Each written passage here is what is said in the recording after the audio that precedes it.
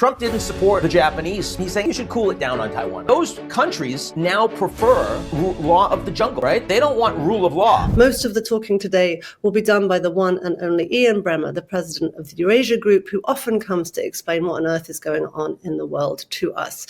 He's also here today to share the list of global risks that he and Eurasia just published. So Ian, thank you so much for being here.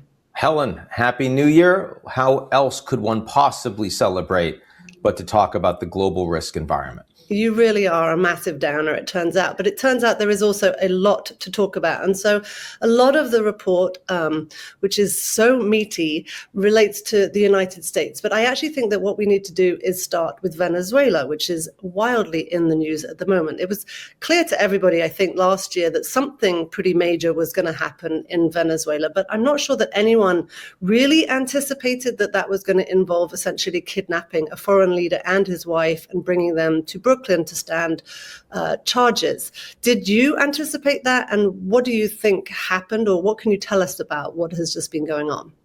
Well, we did because we heard the story. But I have to tell you, the first time I heard it about 2 months ago, I was quite surprised. The idea that this wasn't just going to be Trump taking out Maduro or forcing him under pressure to leave, and clearly there's been a lot of that pressure that's escalated, but that for several months now there has been an effort to get more information, intelligence on Maduro's whereabouts with precise capacity, as well as get people around him that would be willing to work with the U.S. So that he could be extracted and brought to the United States. In fact, brought to New York City, where most of the media is located and where the coverage is going to be the most dramatic. Trump gave the approval on that weeks ago, but they needed to have a proper window to make the strike, and obviously not something that I could talk about or the Wall Street Journal, the New York Times could, because it would have put the mission and the people, especially the people on the ground in Venezuela cooperating with Maduro, in danger. So yeah, aware of it, but still extraordinarily striking. And I mean, a few things to say here. The first is the success of this military operation. And this is not Noriega and Panama we're talking about. This is a serious military operation, well-funded, well-resourced, pretty loyal, and entrenched, with lots of Cuban advisors providing support who are also quite professional, Russian military aid, air defense, all of that. And the United States not only went in and got him and his wife, but there wasn't a single American fatality. And so, I mean, first of all, the staggering nature of how successful this was for the U.S. military and for Trump should not be underestimated. I'm not talking about the legality. I'm not talking about the knock-on implications. I'm just talking about the headline of the removal. And what increasingly, people are asking me all the time, they're saying, well, is this about drugs? Is it about oil? Is it about, all of these, democracy? Of course not for Trump anyway. But we should recognize that a big piece of this is what you see. It's about removing Maduro. Trump wanted Maduro out. He was having this discussion with a small group of top advisors, Stephen Miller, the deputy chief of staff, Marco Rubio, Secretary of State and National Security Advisor, dual-hatted, and John Ratcliffe, director of the CIA, were the core participants in driving this decision. And they had come to the decision that anything would be better than Maduro, literally anything. Chaos would be better than Maduro. A new military government would be better than Maduro, anything. And that was the basis of making this decision, especially as Nicolas Maduro was taunting Trump. He was not willing to take, sort of the brass ring and the golden visa and travel to Turkey and live out his days quietly but out of power. He was doing the Trump dance and basically saying, I dare you, you're not going to take me out. And Trump was enraged by that. And so a big piece of what Trump was trying to accomplish, he has accomplished. He has removed Maduro. He has brought him to the United States. He has brought him to New York. He is going to face justice, and that will play out over months with positive headlines showing Trump, you don't mess with me. I took you out. And I think we need to start with that because, for Trump, a big part of the story begins and ends there.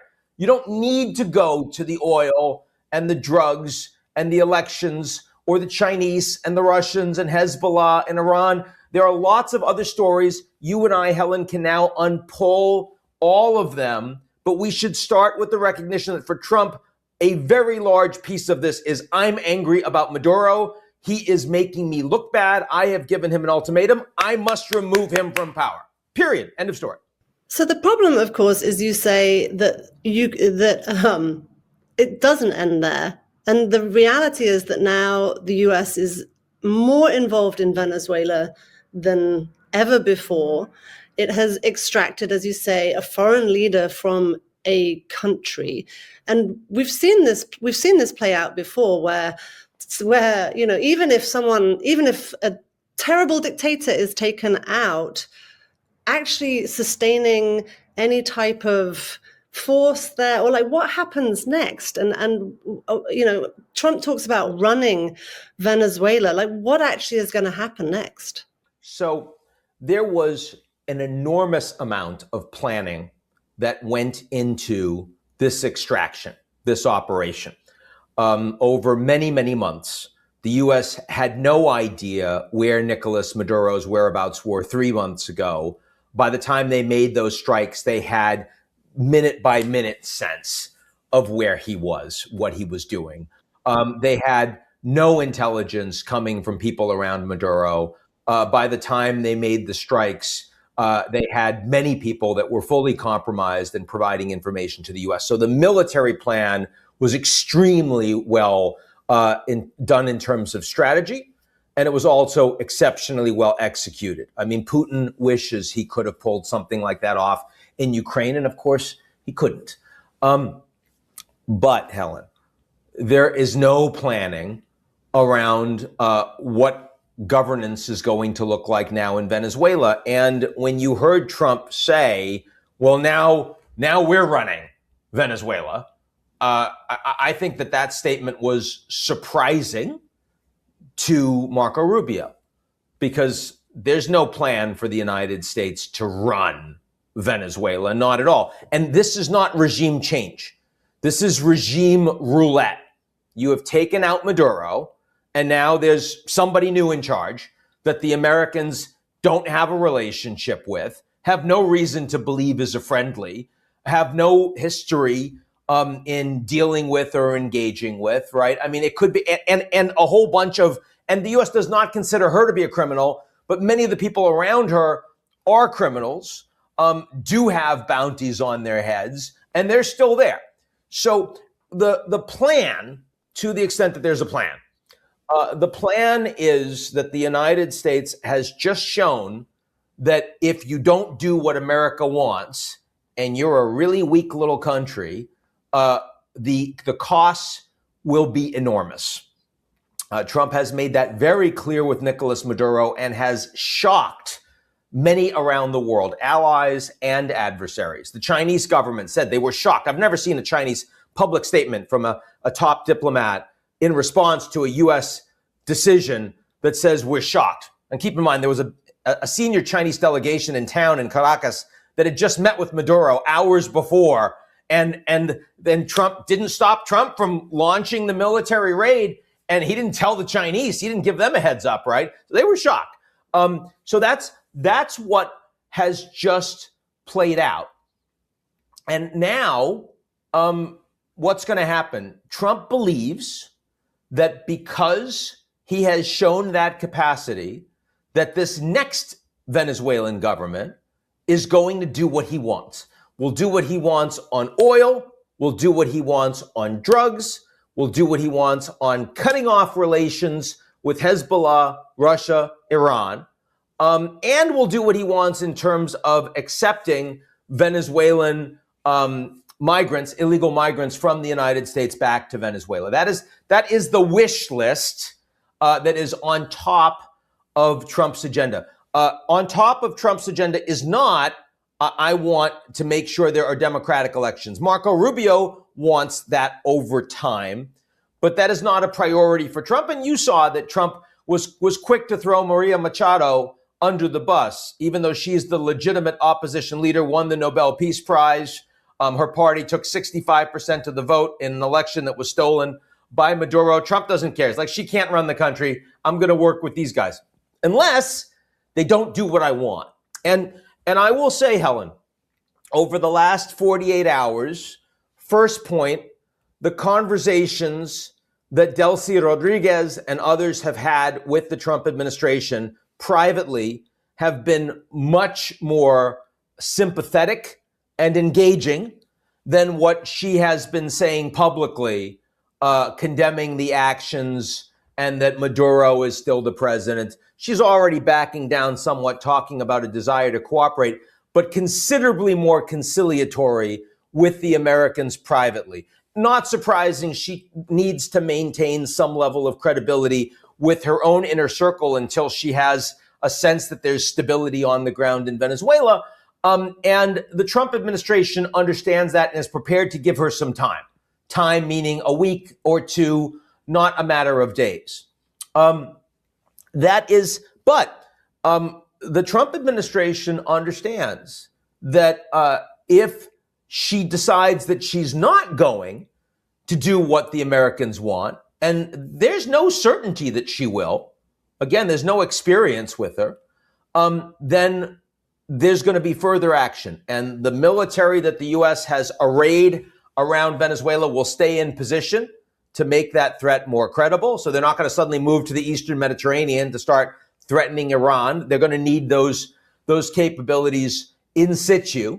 And I've already heard that, the sorts of things that the Trump administration might do in the early stages would be to, for example, capture the offshore oil rigs, which aren't well defended, which the U.S. could do with relatively low risk, and which would show the Venezuelan government, we really mean this. You don't have the cards, we have the cards. You don't have allies. You don't have anyone that's going to support you. The Russians and the Chinese stood by and did nothing. No one provided any real support. So we're the boss. So when Trump says we're going to run Venezuela, that is what he means. He doesn't mean that Marco Rubio is going to be proconsul. He doesn't mean he's sending Tony Blair into Caracas to run it. He means that the Venezuelan government, the new regime roulette, is going to listen to the new authority in the region, the DonRoe Doctrine, or else. That is what he means, and that is a presumption that will be tested over the coming weeks. So the DonRoe Doctrine, as you say, is actually the third top risk that you have in this report. Just give us a little bit of a context about the pun that's happening here and exactly what you mean by this, because it's obviously not just about Venezuela.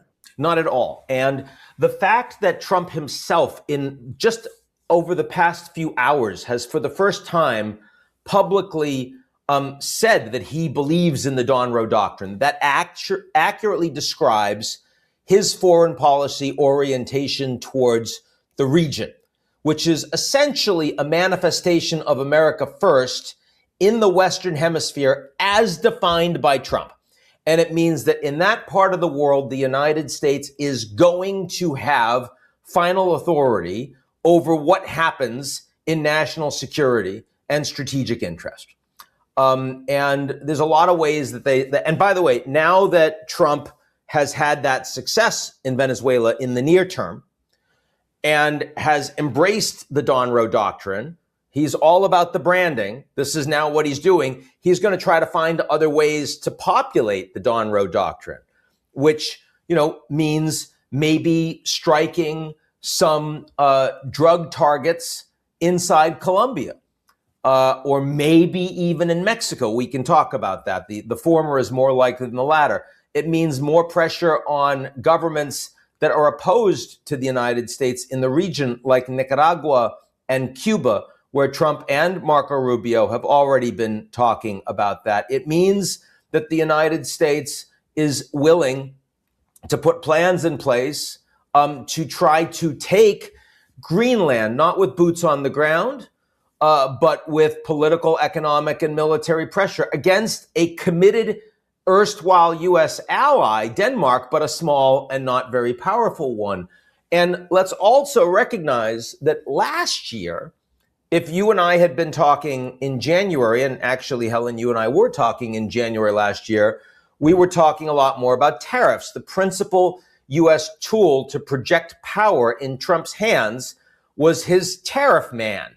And he was weaponizing access to the U.S. market against countries all over the world, friends, foes, rich, poor, small, big, to get them to cut deals that the Americans wanted. He no longer has the ability to use that tool in 2026 the way he did in 2025. He needs to cut more deals. The Chinese have shown him that they are economically capable of hitting him back really hard, and so he needs to be more cautious with the Chinese. That's playing out many ways. He's got affordability issues in the U.S., part of why Zoran Mamdani is now mayor in my city, New York City. And he's not polling well on the economy. He's got midterm elections coming up. The Supreme Court is going to rule on IEEPA and probably constrain Trump's tariff authority to a degree. All of those things make it harder for him to use tariffs. And economically, the world is increasingly multipolar. The Americans are not the only player that can determine outcomes. But militarily, the world is still unipolar, and the United States is still the dominant player, and that is particularly true in the Western Hemisphere. So Trump is going to lean in as he's frustrated on the economic side in foreign policy. He's likely to lean in much more heavily on the national security side. That will play out first and foremost in the Western Hemisphere, but it can also play out in Iran. It can also play out in other areas where the United States and Trump decides, we don't like the way you, sir, are behaving. It's interesting to me that you bring up Denmark, and it's interesting to me that Denmark's leader has been responding in kind of increasingly stark terms, actually trying to bring NATO into the picture, and actually, I think, trying to establish that Denmark is not a small force that can be just kind of rolled over by the United States. Is that what you see there? Do you think that what do you think is going on in Greenland? Well, first of all, Greenland is not a joke for Trump. It's a little painful to say that because it obviously is the territory of an allied nation. But the fact is that Trump and the White House have a number of people that are working on relevant pieces of what they want in Greenland in terms of national security, in terms of political allegiance, in terms of economic access. Much of which, not all, much of which they could get by negotiating just with the Danes. But that by itself so far is not getting to yes. And the reason for that is not only because Denmark is seen to be as small, but also because the Europeans are seen to be weak. And here we should broaden the aperture a little bit. There have been two acronyms that have been described by very different populations in understanding how Trump behaves. And one is TACO.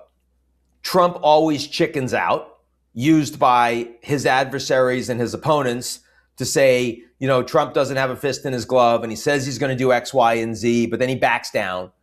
And then the second is FAFO, fuck around and find out. And that is Trump's supporters and members of his own administration, and sometimes Trump himself, that says, you know, you don't do what Trump wants you to do, and he's going to hurt you, and the consequences are going to be serious. And of course, the reality, like so many of these things in our very, very divided, hair on fire political environment, the reality is that both of these things exist at the same time, but they exist along a spectrum. You have, you know, certain very powerful countries that are capable and willing to actually respond with strength to Trump's unilateralism. And you'd put Xi Jinping's China number one in that category, but you'd also put Putin in that category and others. And they are the taco countries. Brazil, even, the Brazilians were pushed really hard, despite the DonRoe Doctrine. Trump said, I'm going to tariff you unless you do something about your social media regulation. I don't like the way it's treating our companies. And I don't like the way you're going after my buddy Jair Bolsonaro, whose son has been lobbying me down at Mar-a-Lago. And you just gave him a 27-year jail sentence for fake news, trying to overturn the election and organize the assassination of Lula. And so I'm going to tariff you. And Trump has backed right down. Backed down because Brazil's a big economy and he needs Brazilian commodities to be exported to the United States to bring prices down. And so Lula and Trump are actually now working towards a deal. They're on the taco side of the equation. But then we've got the FAFO side of the equation. And Venezuela is obviously on the FAFO side of the equation. Maduro has figured that out. He thought he was taco until about 48 hours ago. I assure you that Maduro now understands that they are solidly in FAFO territory. And there are others. The Mexicans understand that they're in FAFO territory. The Cubans certainly should understand that in very short order. The Europeans, in Trump's mind, in J.D. Vance's mind, the Europeans are in FAFO territory.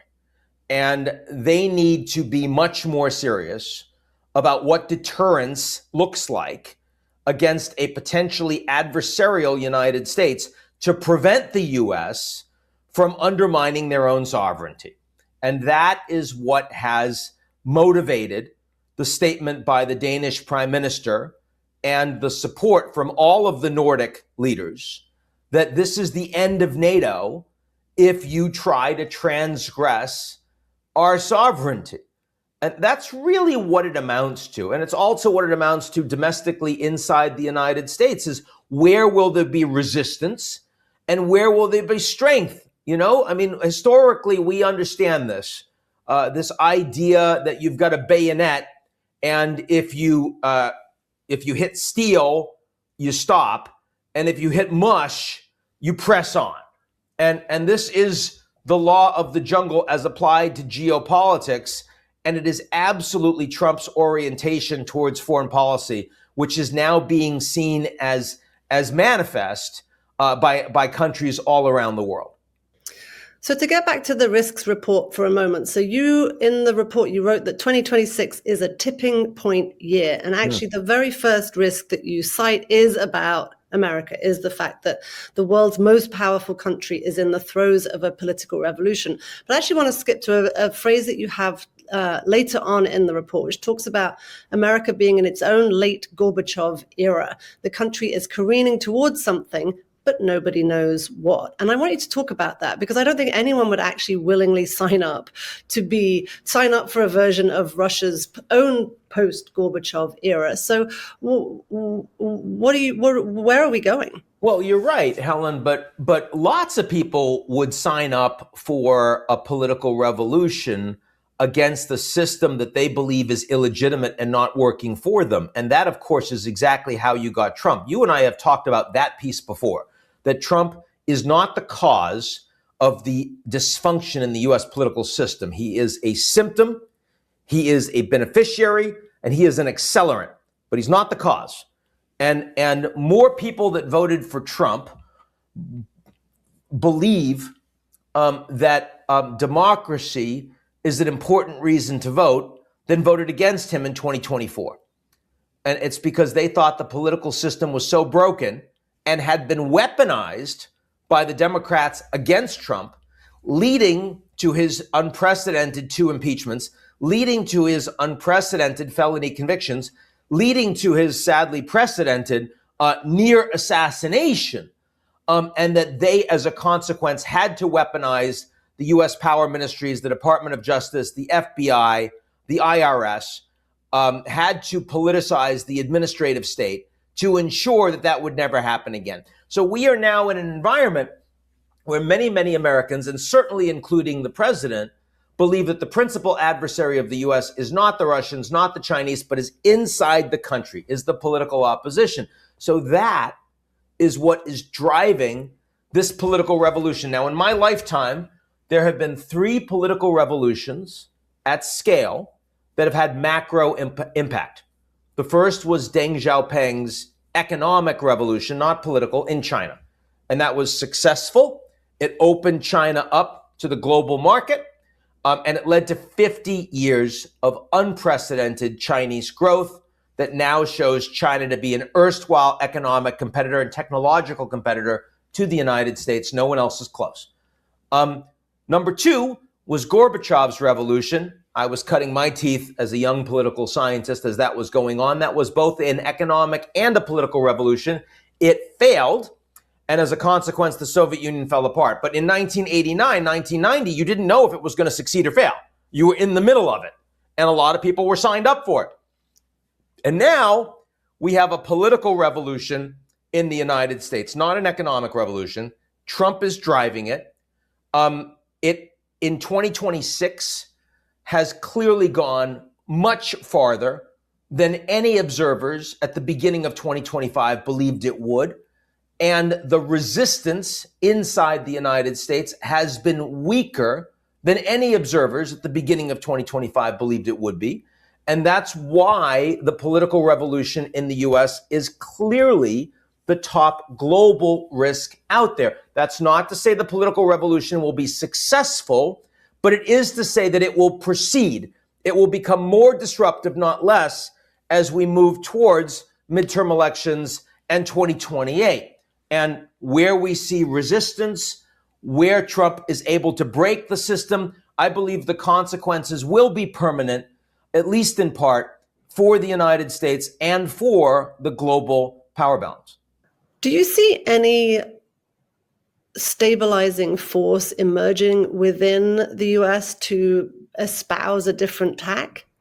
Sure, but it is still early days. So one of the things we did in this report is we took a look at all of the policies that could be seen as supporting a political revolution over the course of 2025. And we characterized them. We developed a methodology, and we looked at them in terms of the impact they had on norms, eroding political norms in the US, and on impacting the checks and balances on the executive.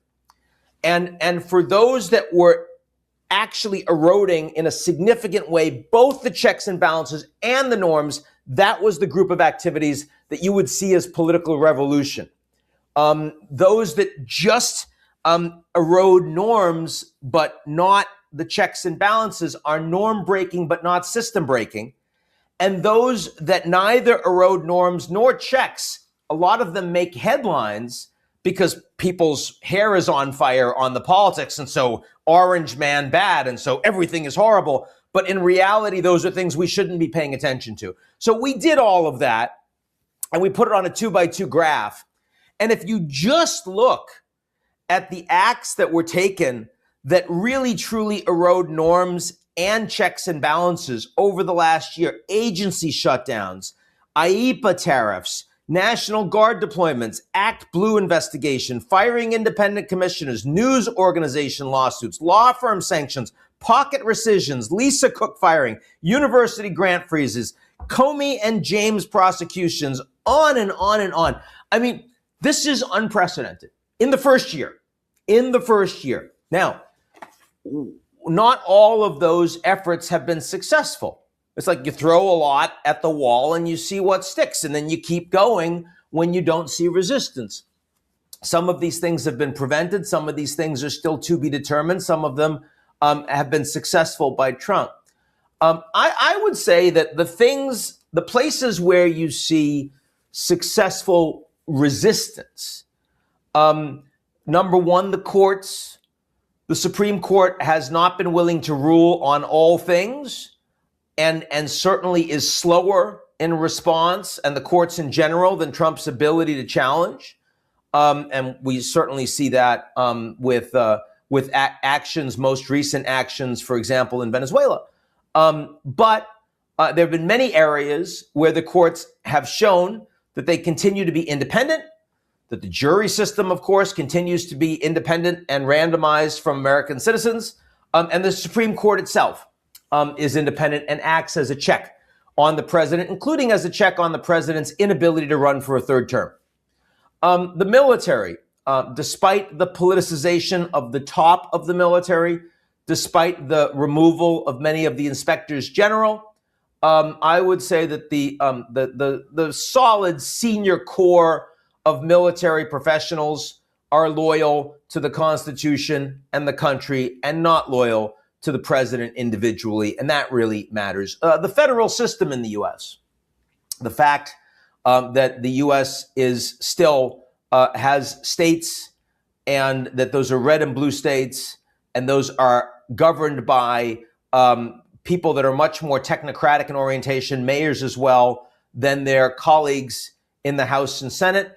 And they have control over a lot of policy decisions that matter for the U.S. domestically, including the way elections are conducted in the U.S., midterms coming up, and federal, and presidential. So for all of those reasons, there are checks.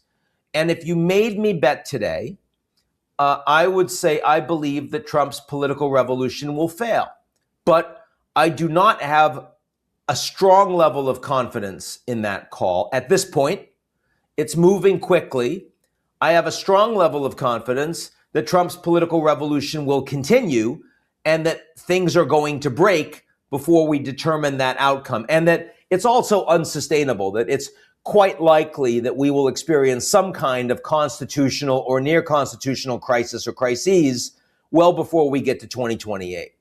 All right. Let's go to Europe, which is another of the risks that you cite. You describe it as Europe under siege. Now, you already talked about the fact that Europe kind of needs to step up and develop some form of deterrence against Trump in order to kind of show that they're not as weak as apparently the US, especially J.D. Vance, seems to think that they are. At the same time, as you write in this report, the UK, France, and Germany are all facing incredible internal pressure currently and are not really able to focus on doing what is necessary to develop whatever deterrence is necessary, etc. So talk to us about Europe and what we should be looking for this year. Yeah, I mean, the Europeans have basically made a bet that the world was going to continue with an exceptionalist, indispensable America that would promote free trade and collective security, and that the transatlantic relationship would be critical for the U.S.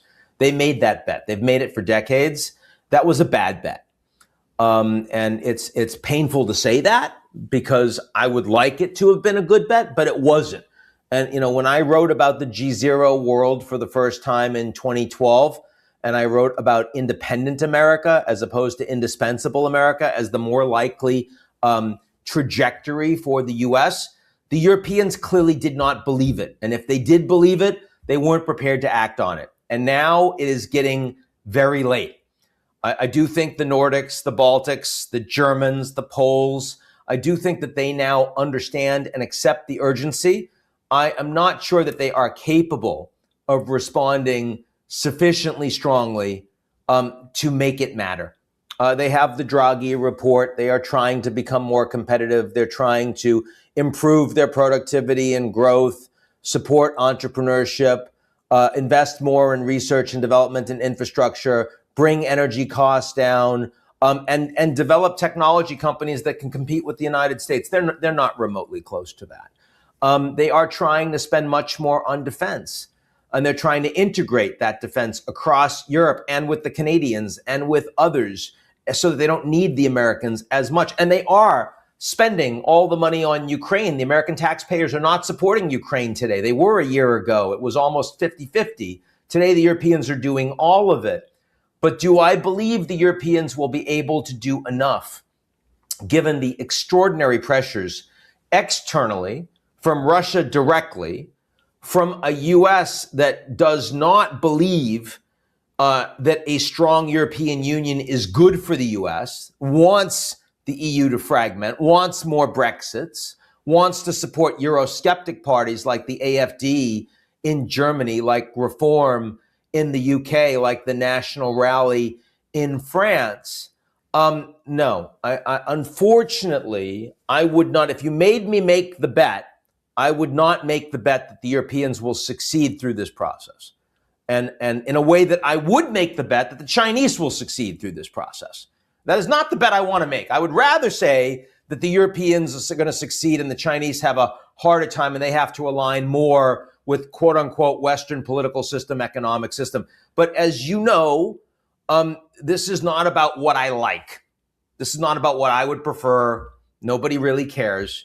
This is about what I assess, what Eurasia Group, 250 people, analysts all over the world, what we believe on the basis of our analysis and the basis of the people that we talk to, the leaders all over the world, what we believe is going to happen. And that's why Europe is such a significant risk in the report this year. So I have a follow-up question about that. And of course, we all care deeply what you think, Ian. Let's be very clear. But no, what I want, very different from what I think. What you want, that's right. Sorry, my head is very foggy.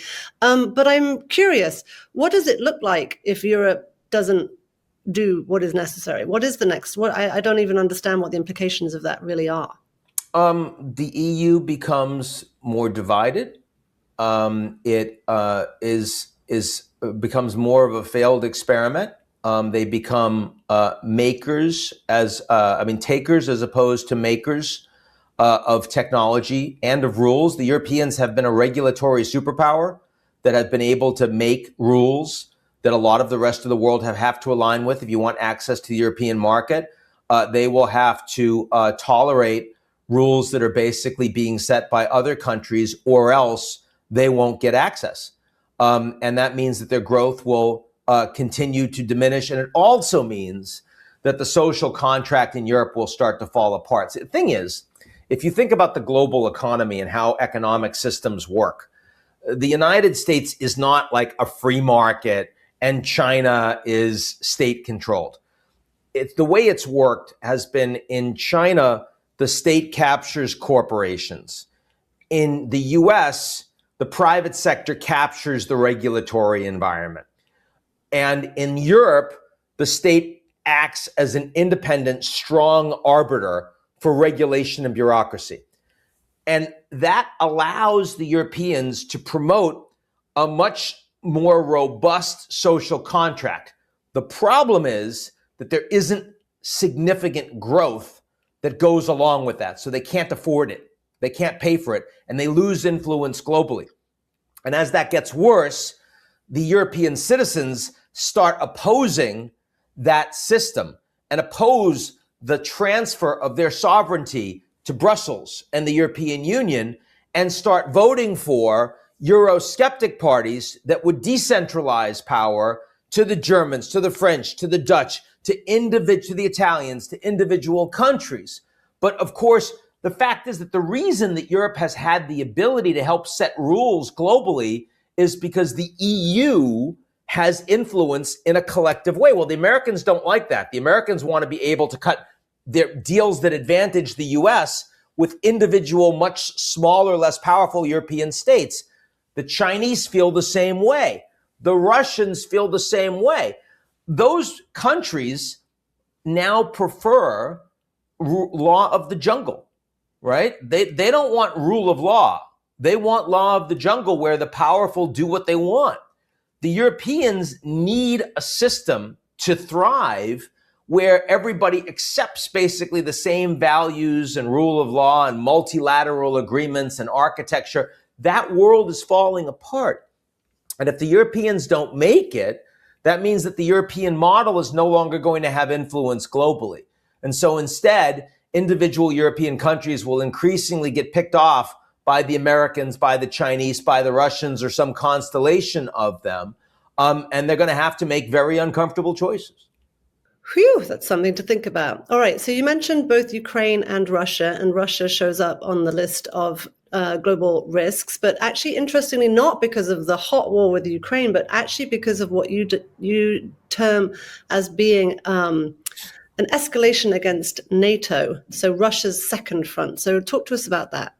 Of course, the Ukraine war is essential here, but the United States has already shown that they are willing to put much more pressure on Ukraine, a more aligned country, but a weaker one, than they are with Russia.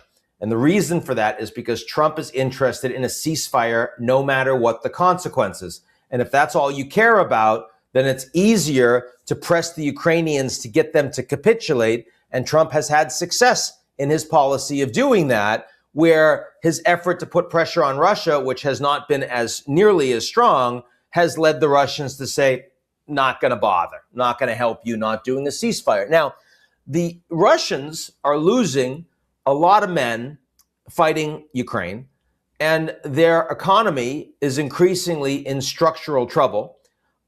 And they're having a hard time selling oil, exporting oil, with the Americans pressuring India, for example, to not buy it in a lower energy price environment where the Americans and others are going to keep producing more and more. So the Russians understand that they need to get the Europeans to stop doing this. And they think the best way to accomplish that is to make this costly for the Europeans, who are right now shouldering the entire burden. But not all the Europeans want to, right? The Spaniards are less interested. The Italians are less interested. The Serbs are less interested. The Hungarians, the Slovaks, a number of European countries in the EU and outside the EU are less interested in providing that support. And so what you see is the Russians more willing to engage in asymmetric attacks into NATO's frontline states. You see the weather balloons going into Lithuania, the drones going into Poland and Romania. You see the Russian ships that are dragging anchor and destroying fiber optic lines. Finland just caught one of them just over the last 72 hours. You see the Russians that are paying using Telegram locals in these countries to engage in vandalism and espionage and attempted destruction and sabotage and even assassinations. And NATO has done very little to respond to that. And what we now see is a group of NATO countries that are starting to say, we can't tolerate this. We have to create a cost for the Russians to engage if the Russians continue to engage in these strikes. In the same way that you have the Nordic states saying there has to be a cost if the US tries to take Greenland, we see these countries saying we need to think about offensive cyber attacks against Russia. We need to do military exercises in areas where the Russians are ill defended to respond to what they're doing against us. We need to scramble our fighter jets when they're coming into our territory. And those risks are escalating. So the likelihood of an accident, the likelihood of a conflict that suddenly becomes greater between the two sides. For the last almost 4 years now, it's going to February next month, it's going to be 4 years of this war. A lot of people see how much damage is being done to Ukraine, of course, and the civilian population. They see the meat grinder that the Russians are throwing their own soldiers into. But they're starting to think that, well, the war doesn't really have so many consequences for other countries around the world. That, I think, is underappreciated. And I think that the pressure that Europe is under, that the Russians well understand, as this war continues to grind on with greater costs for the Ukrainians and the Russians, and both become more risk acceptant, means that the likelihood this spills over into NATO frontline states is going up. And of course, if that happens, that's a much bigger risk than Ukraine losing a little more territory.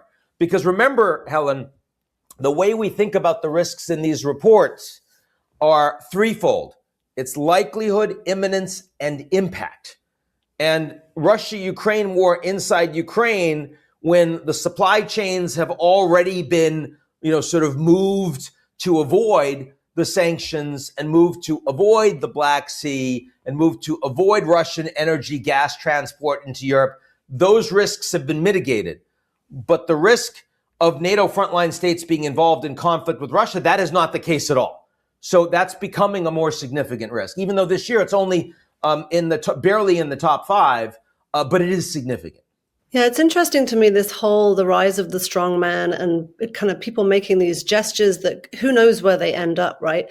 It makes me wonder about Taiwan.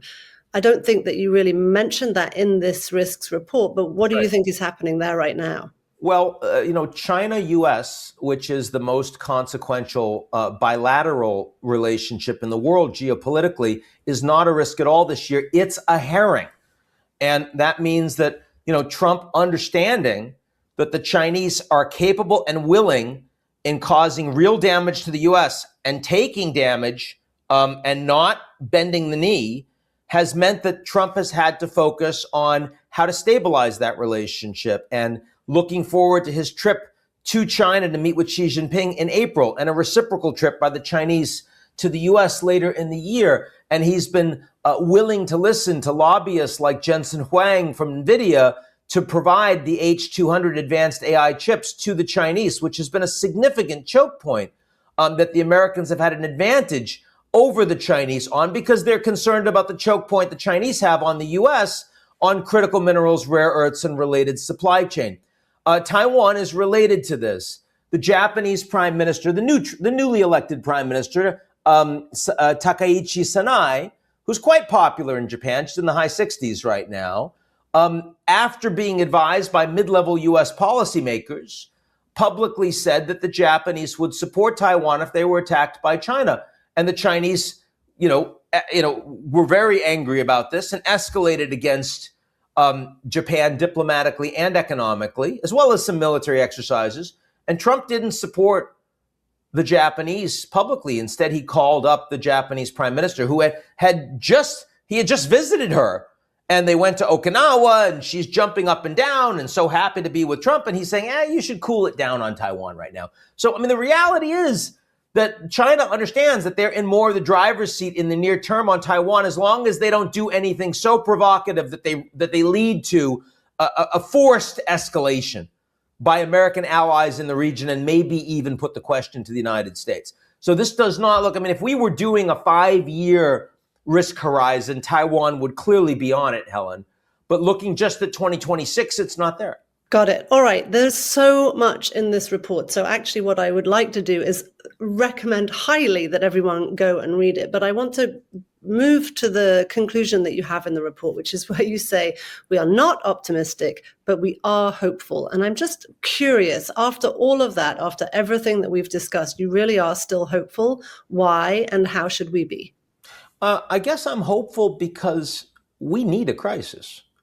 The United States for the last several decades has had large numbers of people that increasingly feel like their leaders don't represent them. And when I say their leaders, I don't just mean the Democratic and Republican leaders in the party and the elected officials. I also mean the media leaders. I mean the university leaders. I mean the business leaders, the financial leaders, all of these people. And we are now, this political revolution that we're seeing, which is playing out in the United States, but is also playing out in the way that the United States is projecting power all over the world, reflects a crisis. And I don't know what the outcome of that crisis will be, but I'll tell you that the crisis is not just being driven top down. The crisis has also been driven bottom up by a whole bunch of Americans, voters, and people willing to get in the streets that are saying, we feel like this country does not represent us. And that needed to happen. That this system was heading for a crisis. It's happening faster than people expected, but it's necessary.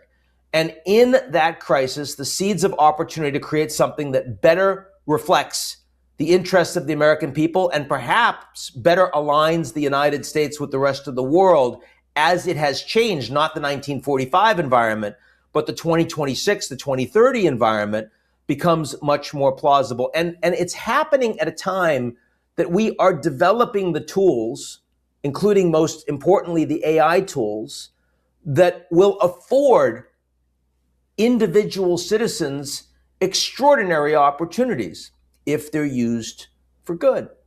And I know you agree with this. Our friend Chris Anderson agrees with this. So much of what TED is about trying to deploy these technologies in times of uncertainty to do more for the people around us. The necessity, the urgency is there. We just have to seize it. And you know me well enough to understand that if I have an opportunity to share my ideas on what that means to people around me and people around the world, I'm going to do that. Of course, I'm hopeful. You can't be optimistic looking at where the present trajectories are, but pessimism, is not hopelessness. And as long as the agency is in the hands of human beings and the tools that we have to deploy, then I think that we have to be hopeful. Can't think of a better message to send us out with. Thank you so much for your time, Ian.